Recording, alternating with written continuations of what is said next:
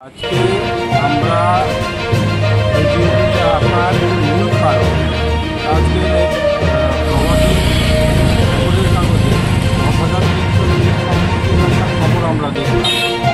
তাতে খুব সুস্পষ্টভাবে বলা হয়েছে আমাদের যে অ্যাকাউন্টগুলি ছিল গভর্নমেন্টের এডুকেশন দপ্তরের আন্ডারে সেই অ্যাকাউন্টগুলিকে ক্লোজ করার নির্দেশিকা জারি হয়েছে।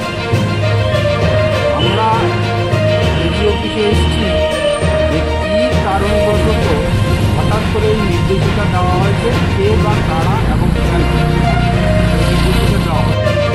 আমাদেরকে চাকরি থেকে জোর করে বের করে দেওয়া হয়েছিল 2020 সালে। যদিও আমাদের কাছে কোনো টার্মিনেশনের কপি এখন সরকার দেয় বা দপ্তর দেয়, আমরা কোনো ধরনের টার্মিনেশন কপি পাইনি।